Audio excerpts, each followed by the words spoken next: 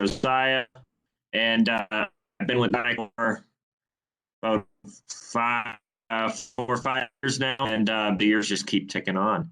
And I manage mainly the Midwest, Western states, and the mountains. But with COVID, our company's based in Canada, in Montreal. So I've been doing a lot of the U.S.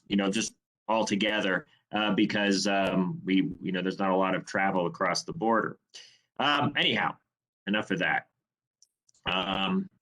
So, like I mentioned just a second ago, we're based in Montreal. We've been around for over 40 years. We manufacture a variety of HVAC products, and at our facility in Montreal, and we have it varies between 250 to join the meeting. 300 employees. And I just wanted to show some pictures of our manufacturing process. So one of the things that we do that some of our competitors don't is, we really try and integrate vertically. All of our manufacturing, all of our software design, all of our electronics, everything's done under one roof. The benefit of this is we have support our products for a lot longer than the competition. So if you have a 20-year-old humidifier that's still in use, we can still make a PCB, a main board for it, or we can still provide parts for it because we don't have to outsource that. In addition to humidifiers, we have several other product lines.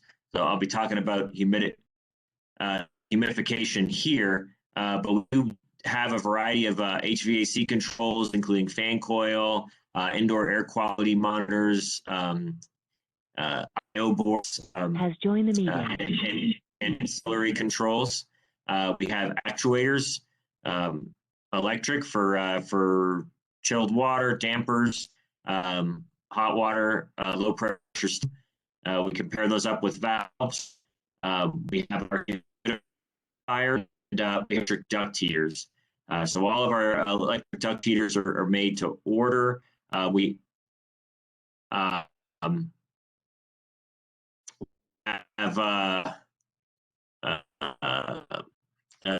we're the only manufacturer with backnet available. Has joined the meeting on our electric heaters as well.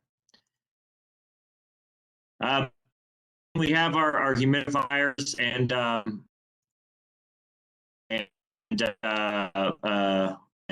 electric heaters, other products, and in a variety of places that you have heard of. Rock and Roll Fame, Ball Aerospace. So we've covered a variety of applications from office buildings, laboratories, to arenas, airports, libraries. We're also in a great deal of healthcare. So we're in Kaiser Permanente, Mercy Health, VA hospitals. Healthcare is a big application for our for humidification. And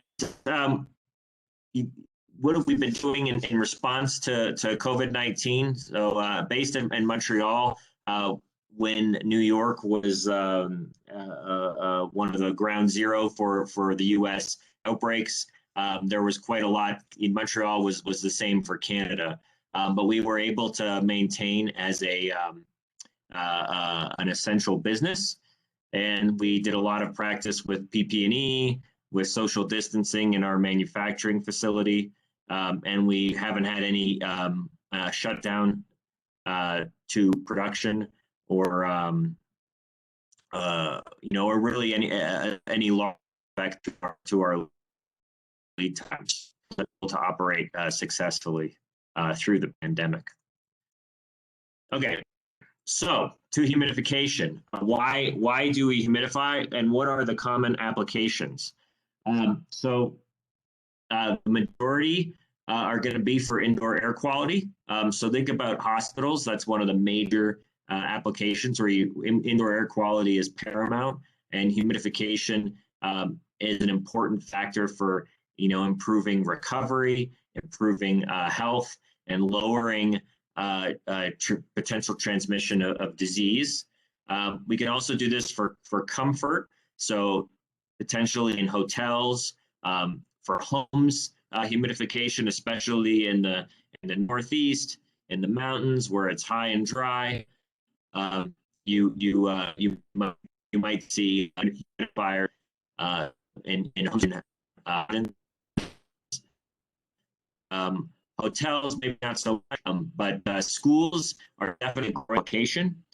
Particularly since the pandemic has started, it's being investigated as a potential way to improve indoor air quality, particularly with respect to limiting transmission of COVID.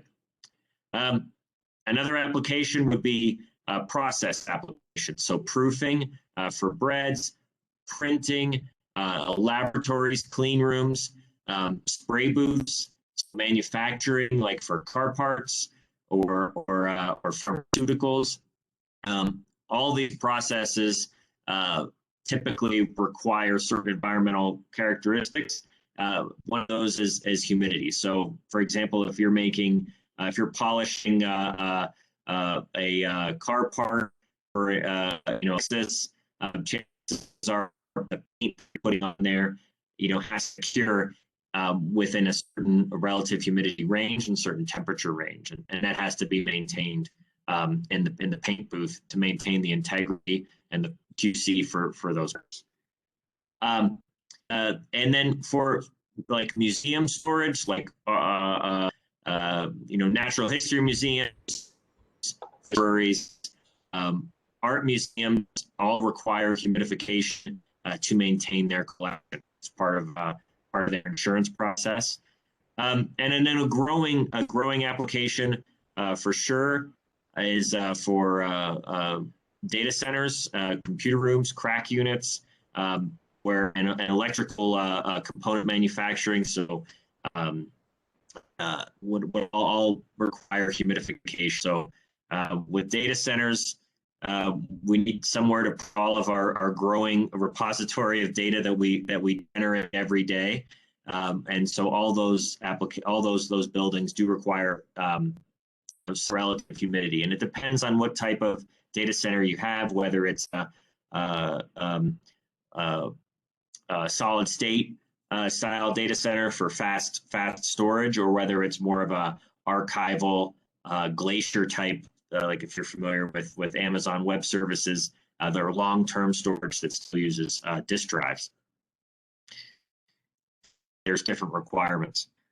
And so the reason now we're humidifying across the US is basically because we can't hold that much moisture in an air mass when it's cold. So if it's like I'm getting I'm just getting a message saying that I can't be heard. So hopefully that's not everybody. Okay. So when you have a let's say temperature and air mass at 55 degrees, you can only hold so much your outside air into a space that's 50 degrees. You're in an indoor space, and you're going to have less moisture in the air, less relative humidity. So we have to make up that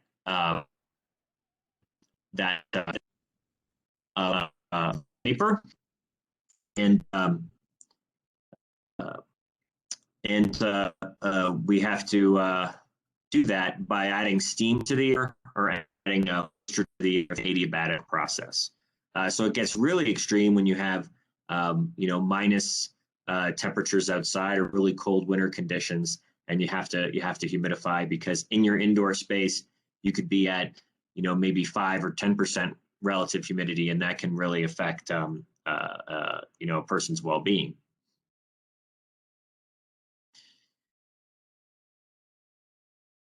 And what are the set points or the design conditions for these typical applications? Well, for museums, about 35 to 50%. You'll see a lot of these hover around the same relative humidity amounts, approximately 35 to 50%. There's a reason for this. Basically, it's what we can achieve in the built environment and without causing problems. And it's also a good range for our general health. So unless a specific application calls for very high relative humidity, and you have to build the building envelope to accommodate that, typically ranges are maxed out at about 50%. And when you start exceeding that amount, you will start to get condensation on exterior surfaces, on windows, particularly in the winter, and that's something you want to avoid. This is also the optimum zone for our health and for indoor air quality. So we think about things that could affect our health, or especially our respiratory system, and these are at best maintained at relative humidities that hover between about 30 to 60%.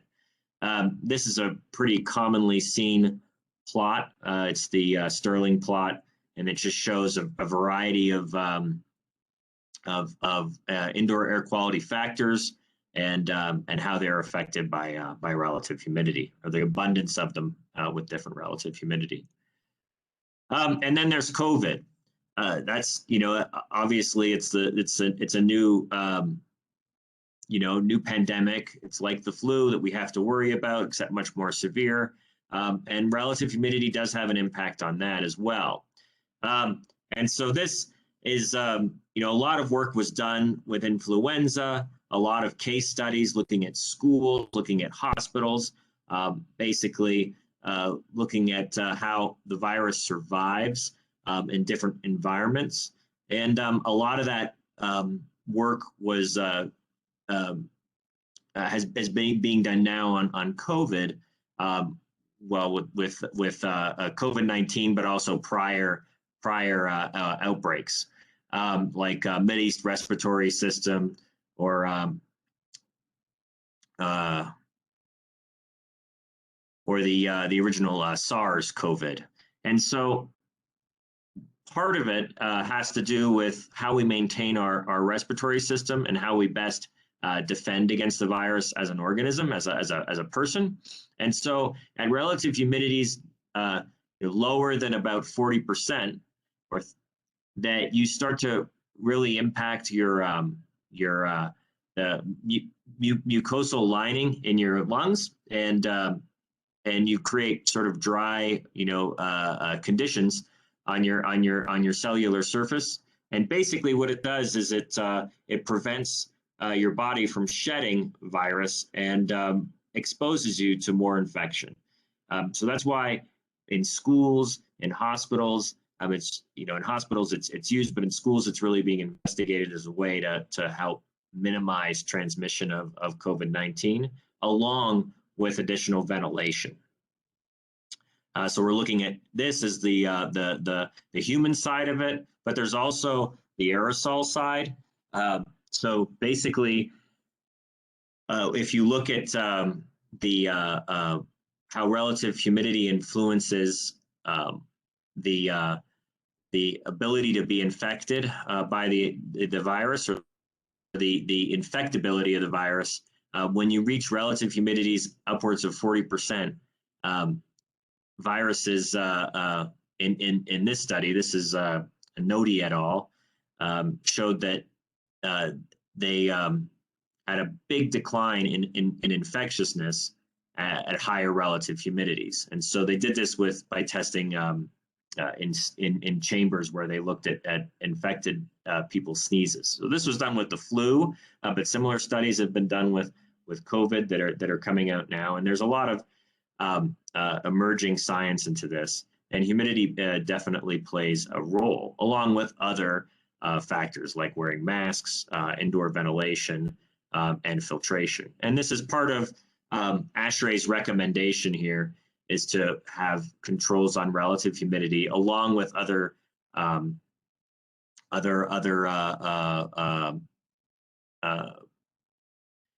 other equipment like UVGI or ventilating more with economizers. And it's not just me at Neptronic that's trying to say that humidifiers are great for fighting COVID-19. This is something that's out in here's an article from the Washington Post. There's a campaign by Dr. Taylor here on the left, 40 to 60rh.com, that's trying to change how we look at managing humidity in the built environment. Okay, so enough about COVID. I just had to put that in there because it's important and it's timely. So we have two main types of humidifiers that we're going to be talking about today, and that exist, right? There's two different ways we can boil the water, or we can get that water into the air. We can boil it, and that's with an isothermal humidifier. So what that means is we're vaporizing the water with another energy source, whether that's electric, gas, pressurized steam, or we're doing it in a boiler. That's one application. And then there's adiabatic, so like a swamp cooler, using the vapor deficit in the air, adding moisture that way.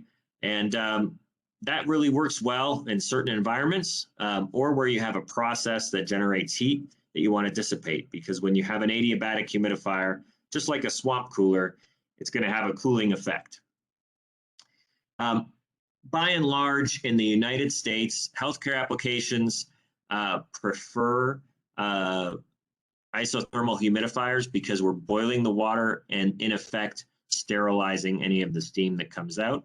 Adiabatic humidifiers do carry a higher risk, although we have several protections to mitigate against it. But Legionella is a concern, particularly in healthcare and school environments. Whoops. All right. Okay, so just going over our line of humidifiers, and this is similar to other manufacturers as well, is that we have an electric humidifier, we have a gas-fired humidifier, steam-to-steam humidifier, and then some direct steam, where you'd want to put steam from a boiler into the space. Electric humidifiers are going to be really good with turn down, so they're going to have a really good ability to modulate. What I mean by modulate is that they can provide varying amounts of steam based on a demand that's in the space. So if you have a humidistat in the space that says, well, we want 40% and it's 36%, the humidifier is only going to put out 25% of its output. Electric humidifiers can do that very well, so they're very good for close control applications. They're also very versatile, meaning electricity's nearly everywhere, and they're very easy to install. Moving into gas-fired humidifiers, their sweet spot is going to be high capacity applications. So these are expressed in pounds per hour. Gas humidifiers, 150 pounds per hour plus, or maybe 100 pounds per hour plus, and that's when you're going to start to see the benefits. Gas-fired humidifiers typically have lower turn down, just due to the nature of the gas train. And there's some ways we work around that, but it's just something where electric shines, and then the gas. That's why it's much better for high capacity applications. If you do have a boiler on site, a steam-to-steam humidifier is a very useful way to put steam into the air without creating additional service on your boiler by having a closed loop. So all the condensate that's generated in that heat exchanger is going to go back to the boiler. It's a closed loop system. If you have an open loop system, you can do that with direct steam. And so that's just providing steam from a boiler. And that typically is when there's you have clean steam applications, or you have a boiler where or an application where you're not too concerned about any potential chemicals from the boiler getting into the airstream. You do have some chemicals that are put in boiler water that are there to keep down on foaming, in hospitals, certain applications you may not want that in the airstream. Moving on to adiabatic humidifiers. So we have a evaporative model, and that's basically fits in a duct or an air handler. So I'm on this one right here, and that is going to have water that's going to pass over these this media. The air stream is going to blow over it, and you're going to have a cooling effect and humidify at the same time. Now this evaporative and this atomizing are the adiabatic options, and they're often going to require either a large air mass or some preheat, either from an electric heater or gas, some kind of heat source, or from a byproduct of something that's happening in the building. So, or dry outside air. So if it's in Arizona, great application for these. Or if you're in a data center and your computers are generating a lot of heat, that's a good application for adiabatic because you can get essentially really low cost cooling and humidification at the same time. For applications where you're bringing in a lot of cold, outside air, this is not the right humidifier to be using. All right.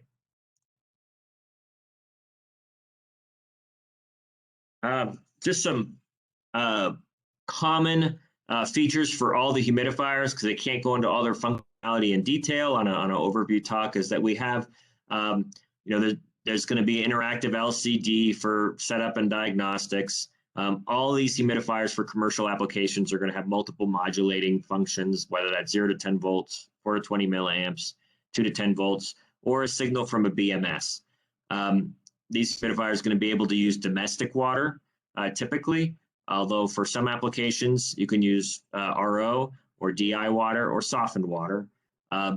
Certain water quality, and we'll talk about this a little bit later on, if impacts humidifiers. So for high demand applications, sometimes it's best to look at RO. And you cut down on service, and you can increase your uptime with the humidifiers, your running time. They're all going to have to drain at some point. So when we boil water, we do have to drain after so many hours of boiling it, just because any dissolved solids will concentrate in that tank over time and create scale or potentially cause corrosion. They're all going to have integrated backflow prevention. Ease of maintenance with our humidifiers, that's paramount, and I'll show you a couple pictures. And outdoor units, when you can put a unit indoors, but we do have outdoor options available that are suitable to minus 40 degrees Fahrenheit. And obviously BACnet BMS is becoming more of a standard. We do IP, LawnWorks, or MSTP on BACnet and Modbus as well. Our humidifiers all have a drain pump and temper the water to drain. So when you do drain a humidifier tank, chances are that water is very hot in there, 212 degrees boiling point, or maybe a little lower. So what we do is we mix that water with the feed water when you go to drain, and as long as that feed water is at least 70 degrees Fahrenheit or lower, you will meet drain code of 140 degrees Fahrenheit. Typically, we see our drain water in the 120 to 130 degrees Fahrenheit range. And level control is paramount in a humidifier, any kind. You want to make sure that your heat exchanger, your heating elements is underwater when it's running. Otherwise, you're going to have potential problems. You're going to burn out an element or damage a heat exchanger. So with level control, we do it with multiple sensors. This is done outside the tank. And you can see on the right, I have a picture. I'll just circle the level controller, and you can see there's a blue probe in there. There's also a steel probe in there as well, several of them. And what those do is there's a capacitance sensor, that's the blue probe, and the steel probes are resistivity sensors. And we have basically a redundant way to measure the amount of water in the tank, just because it's that important to maintain. And we do it outside the tank because inside it's boiling water. There's a lot of volatility, and you may not get accurate level control in there. We also have an integrated foam sensor. And so what that does is if you do potentially build up foaming over time, so if you're using tap water or softened water, chances are if you start boiling it for long enough, you build up enough to put dissolved solids where you'll have foam. This will drain that before any of that foam gets into your dispersion and into your duct or airstream.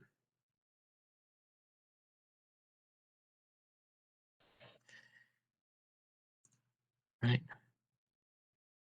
With our user interface, it's pretty straightforward, but we do have some options here for scheduling. So we can do several set points without a BMS. We can do a custom drain period without a BMS required. And there's a lot of options for or security options to make sure that not everybody can just walk up to a unit and change all of the settings. Now, ease of maintenance, I mentioned before, is paramount. Here's two pictures. On the left is an electric SKE humidifier. These are available up to 300 pounds per hour, as most of the models are wall mount. The largest units are floor mount, but service is easy on all of them. They're all indoor units do require no tools for service. To get into the tank, you're undoing some clips, undoing one connector for water feed, and you're dropping out the tank. So if there's any scale buildup in that tank, you can just dump it out.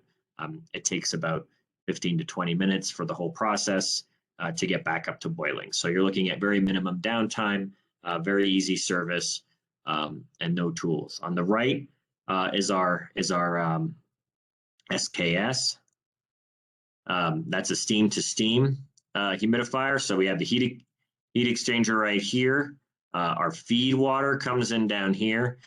Heat exchangers where scale will accumulate, but because each of these tubes really grows and contracts with hot and cold water as it's coming into the tank and boiling that water, you get that scale does flake off because it gets it cracks as the steel expands, and that water that's feeding into the tank actually pushes the scale down into these collection baskets.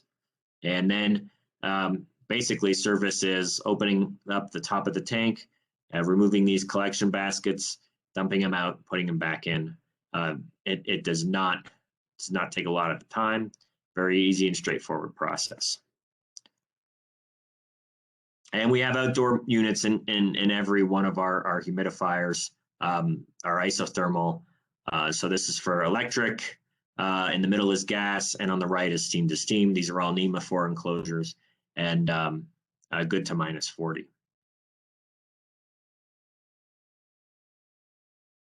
Now, how do we get the steam into the space? We do that with we can do that with steam distribution systems.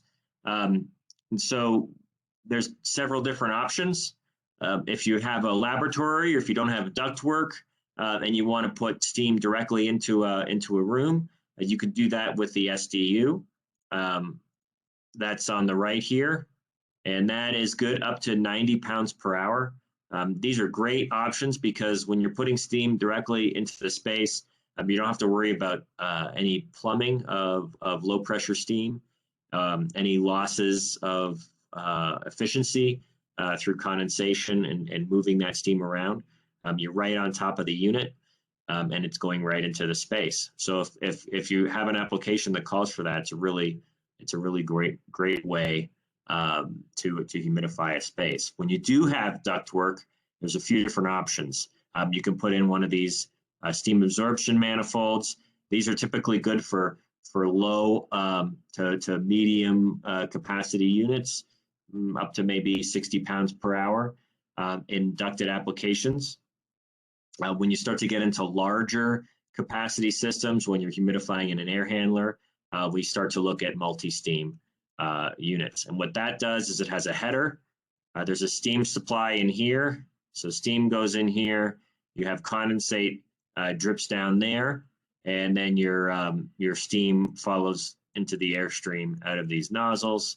And the more tubes that we have that we can fit in a duct, the shorter the absorption distance, or the amount of distance that is required is needed for that steam to assimilate into the airstream.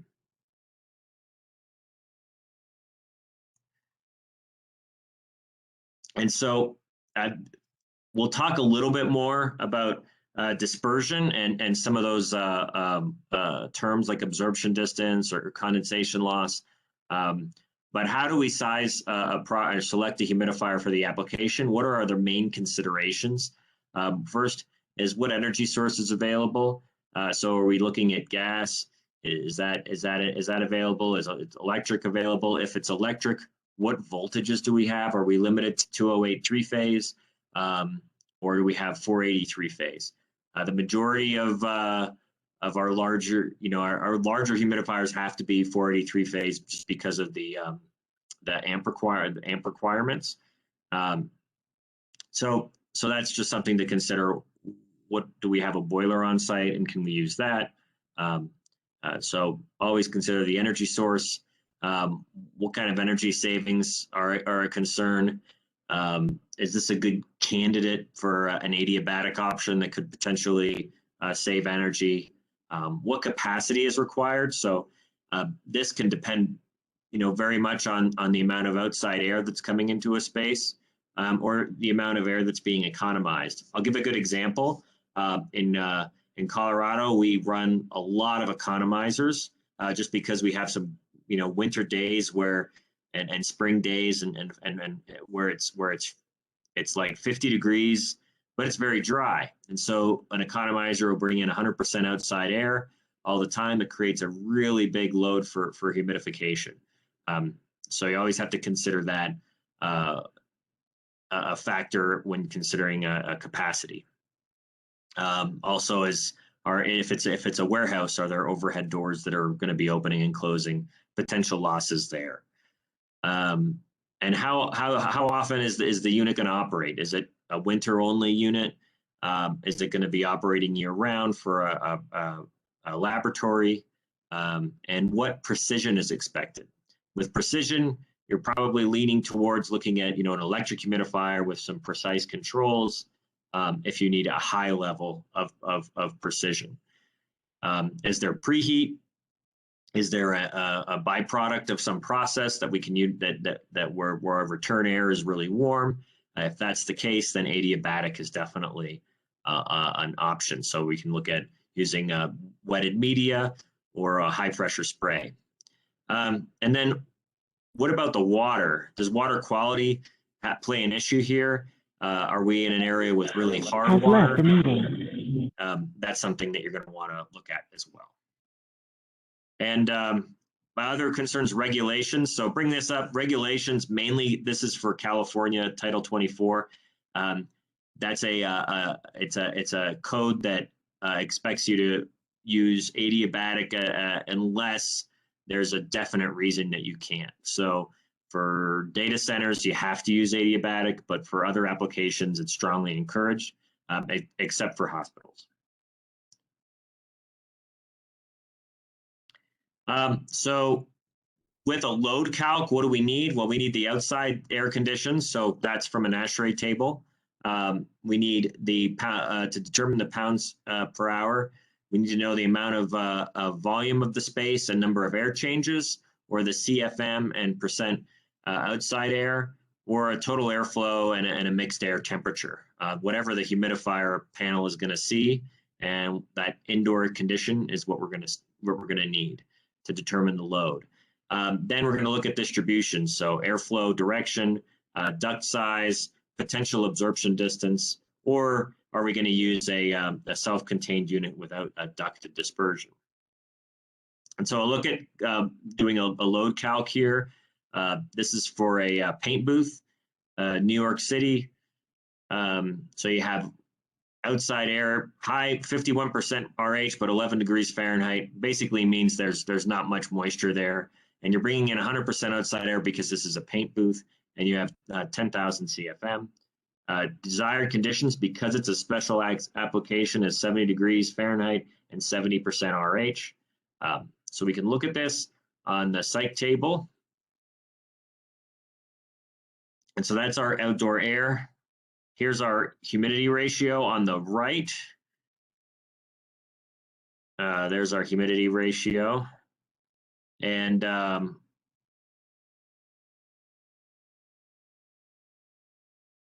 we need to bring it up to a supply air of 70 degrees Fahrenheit and 70% RH. This is a really easy application because we're using an isothermal humidifier.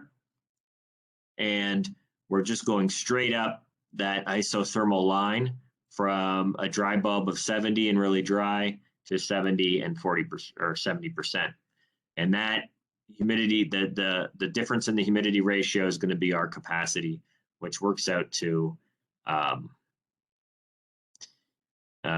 it's quite a bit. And I'll show you the load on the next slide. If we wanted to do adiabatic, we'd have to preheat to get to that capacity up to 116 degrees or so, where that light blue line intersects the dark blue line. So generally, it's not a good application for the paint booth, or for it's not a good. The paint booth isn't a good application for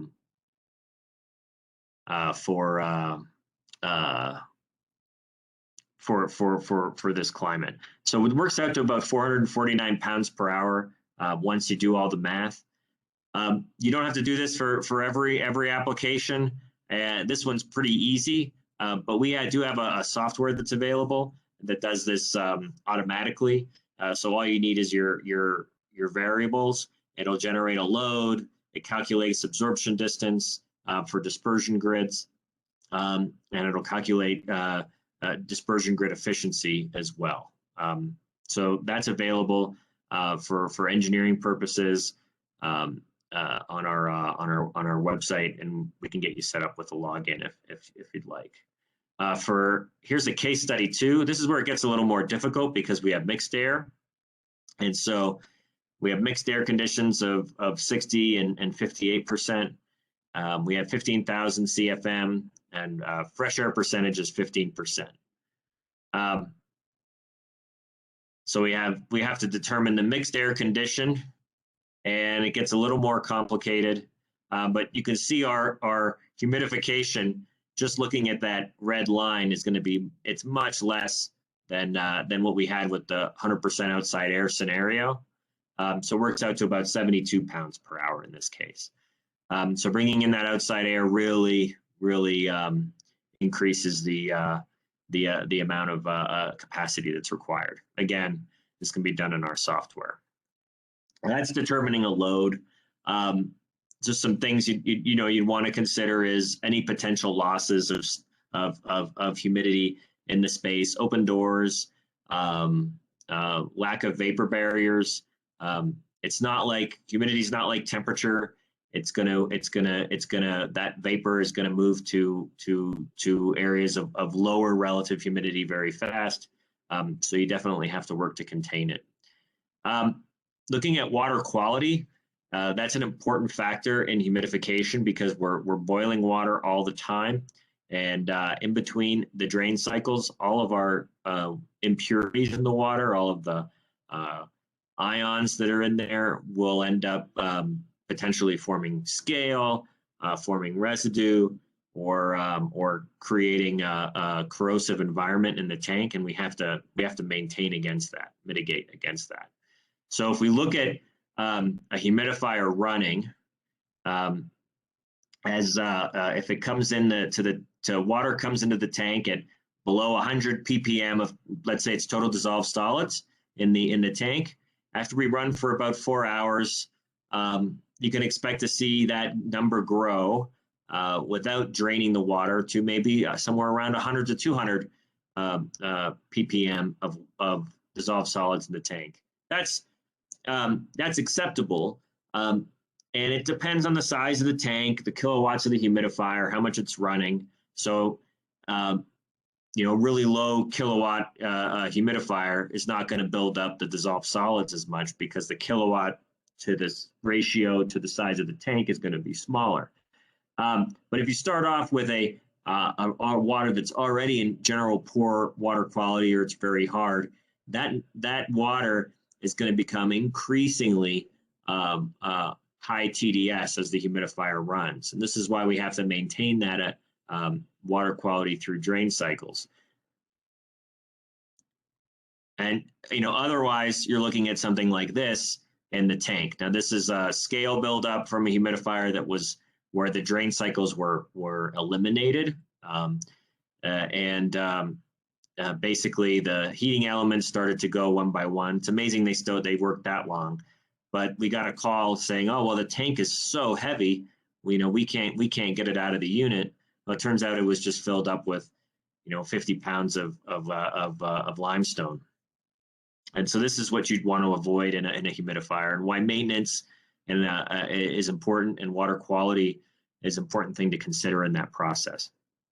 So scale in humidifiers is mainly calcium carbonate, magnesium carbonate, or iron carbonate, such as pictured on the right.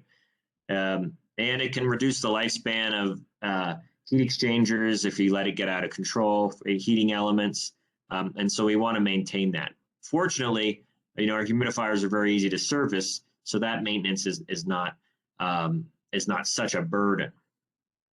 And so why does scale form on the humidifiers? Well, it's kind of like in a water heater where except with our humidifier, we're boiling the water all the time, so you're always concentrating those dissolved ions. And you might think, let's use dissolved salts. Let's maybe change the calcium and magnesium in the water and exchange that out with sodium, because if you look at the solubilities on the left is sodium, they all go up. The majority go up with raising temperature, with increase in temperature, whereas the solubility of calcium carbonate drops with raising temperatures, which is why we get scale formation. However, when you do go with softened water, it can work, but you do run the risk of foaming, particularly if your water is very hard. Your softened water is going to be it's an ion exchange, so it's going to be that much softer. And what happens is you change the surface tension of the water, and when you're boiling that water, the bubbles don't pop. The water strider couldn't sit on the water, and you end up migrating those bubbles and that foam into your duct dispersion, and it can create a mess. It can also block the flow of steam out of the humidifier. So it's very important to mitigate that. Some humidifiers use skimming, and that will just skim off water from the top of the tank, so you do not get foaming. The only issue there is, from an energy perspective, is that's your hottest water on top of the tank. It's the water that's making all of the steam. And how energy efficient is that process to skim? And are you skimming the right amount? It's not driven by a sensor. It's just defined by a user. That's why we use a probe to determine whether there's foaming in the tank or not. So you can run softened water. It will occasionally foam. In our humidifier, it'll just drain the tank and restart when that process occurs to prevent it from causing any issues. So water quality impacts on adiabatic humidification. So with compressed air and water, or compressed water high pressure spray systems, our reverse osmosis is required in general applications, because you will create issues for the nozzles if you will precipitate little scale on the nozzles and eventually clog it up. But you also will create dust in the space. So if it's any kind of application that is sensitive to that, including applications just where people are exposed to it, you don't want to have that in the environment. So generally, water quality is paramount in adiabatic, particularly high pressure spray. In media, humidifiers, wetted media, dissolved solids stay on the media or end up being drained out in the tank.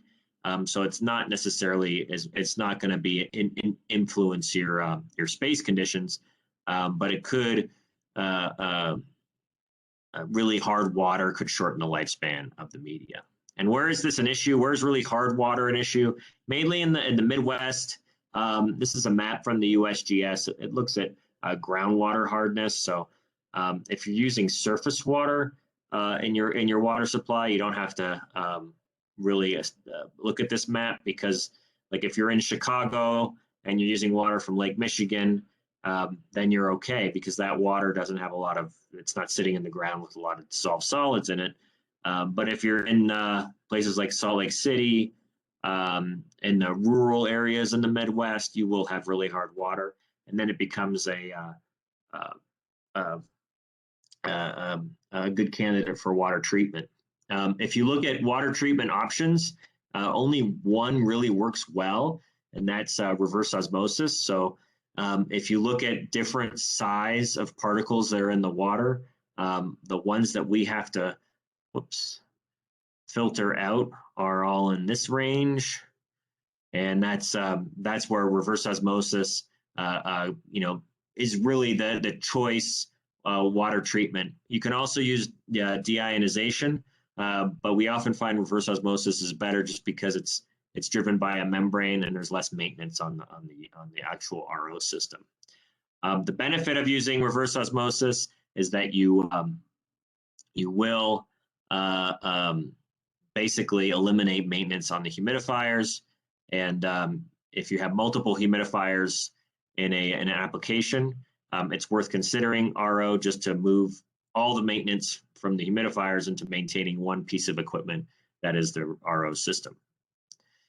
And we do pair the RO systems up with our humidifiers. We have several series, and if you want more information on that, you can reach out to Holden or myself. But these work really well, and they're tailored to meet the requirements of our humidifiers. So we size up the holding tanks to make sure that they'll anticipate the amount of water that's being used in our humidifiers, and cover that amount. And one thing to consider with treated water is you do have little bits of chloride that can get into that water supply. Even if it's only a small amount, it will eventually, it can build up to larger amounts over time. So if you have 5 or 4 ppm of chloride going into a humidifier, and you build that value up to 100 or more ppm of chloride through use of the humidifier without draining it, you do get into some areas where stainless steel will corrode and pit, particularly on welds, or any imperfections in the surface. And that's just because we're operating at 100 degrees Celsius. So all the reaction rates happen extremely fast relative to standard temperature of 25 degrees, even on stainless steel. So it's stainless steel, not stain-free steel. So it's still something to consider. And chloride is the number one thing as far as a corrosive agent that we see in water. When you do have tap water with chloride in it, scale that forms on the elements and on the tank does act as sort of a protective barrier from chloride corrosion. But in the case of softened water with chloride, that can be an issue because you do not have scale forming minerals. You just leave the stainless exposed to chloride. So it's something you want to keep an eye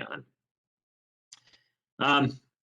Now, away from water treatment, here's looking at critical applications. So I often see, humidifiers are used in a variety of applications that are deemed critical, whether it's manufacturing. So I'll give an example, testing chamber for outdoor or outboard motors that go on fishing boats. They have to test those motors. It's different environments to look at fuel consumption, to look at operational characteristics.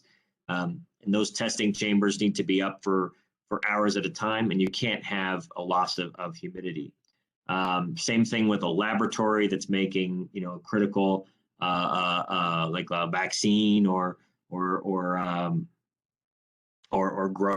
growing skin or something like that. That's very critical. It's best in those applications to use redundant humidifiers because just the potential if a humidifier does go down, go into alarm, or go into a drain cycle, you want to still be able to supply humidity to the space. And often it's relatively low investment related to the potential losses of losing the space condition. For long-term critical application, water purification is generally a good idea because it cuts down on maintenance and it will eliminate the need to drain and refill the units often and keep you in close control. You still do have to drain eventually and start off with new water, but on RO systems, typically, we see once daily need to drain the unit and restart with clean water, which works really well with like a manufacturing because it can coincide with a shift change or other equipment upkeep. All right, so I wanted to do a little bit on distribution, and I have a few minutes left, so this will be really quick. But I just wanted to talk about, hopefully you can see this video. This is a direct steam humidifier. And I just wanted to show absorption distance. So hopefully the video comes through.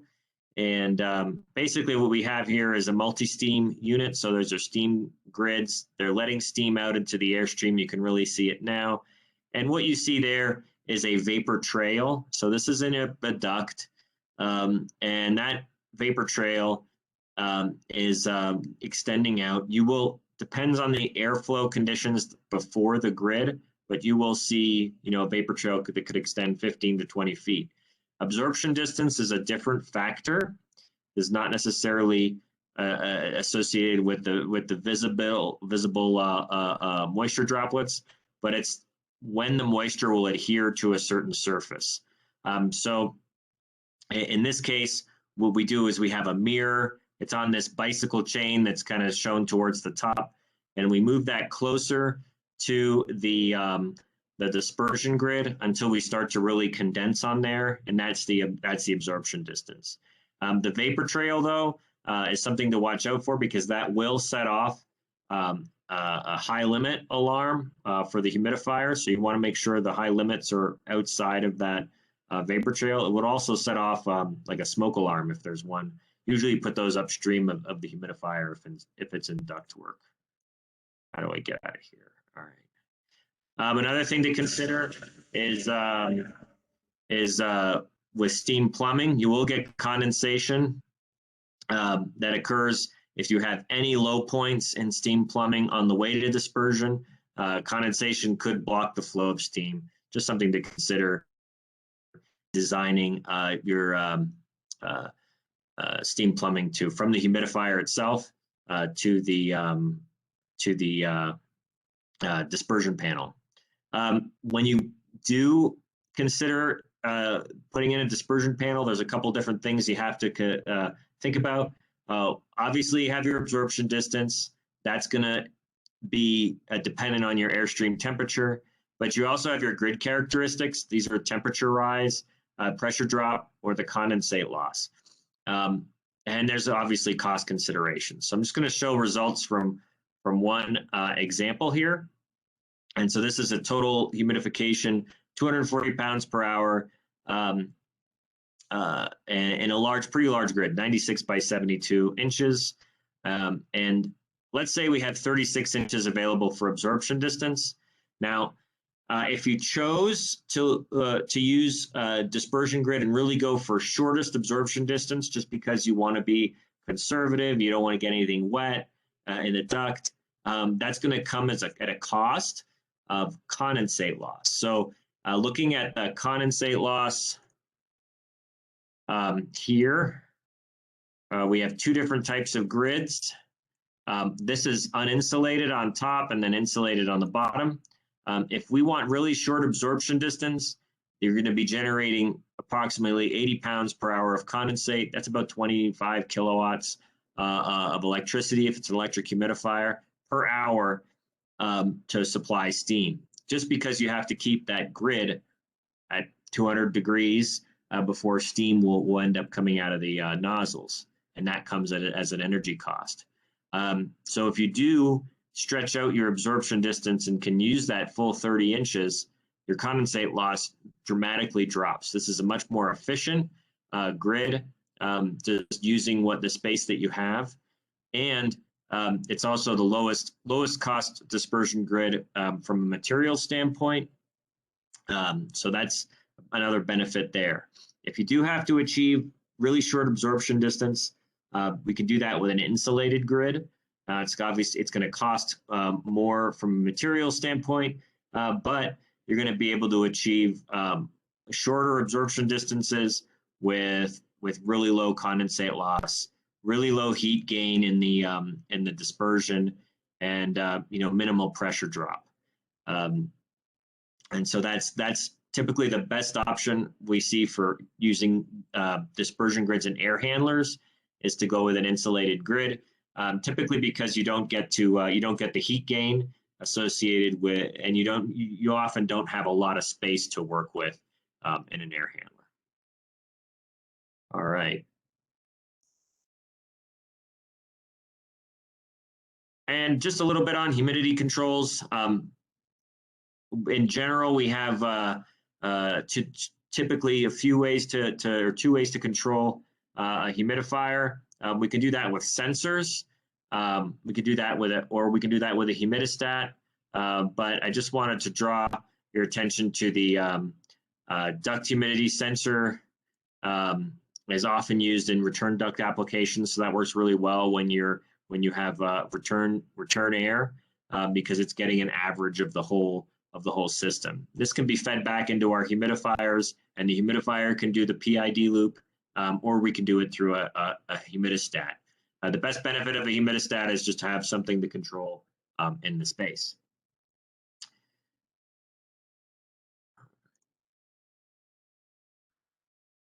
All right, and we have our selection software, so you can talk to Tracy to get you if you want to get signed in on that, and that can you can look at different dispersion of our humidifiers, and look at different humidifiers in general. And yeah, with that, I'll take any questions if we want to put them in on the chat box. So here's I had a question on absorption distance. They're critical upstream of the dispersion grid. You don't really have to worry about, upstream. I wouldn't. You just want to have a pretty good airflow. So if you put in a dispersion grid right after like a takeoff in the duct or something, and you're going to have turbulent airflow, it's probably going to extend out your absorption distance beyond the calculated factor. But downstream of a dispersion grid, the only thing I wouldn't put downstream would be filters, because any kind of moisture would adhere to the filter and potentially cause issues.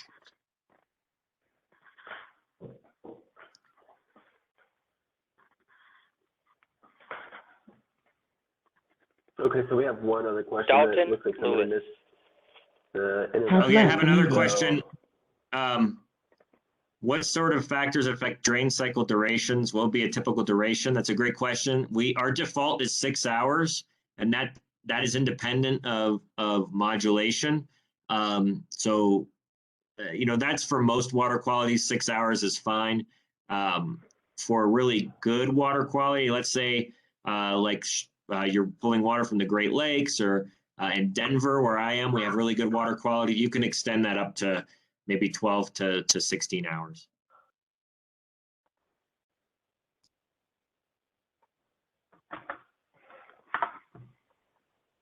And they're determined just by hours of operation.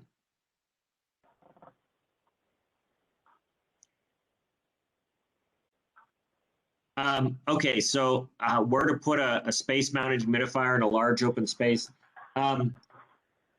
Put it, one of the things with mounting one of those is just safety. So you want to make sure it's putting steam in, not at someone's level, so a bit higher than your typical height person. But that steam typically migrates around. If it's an open space, it'll migrate around fairly rapidly.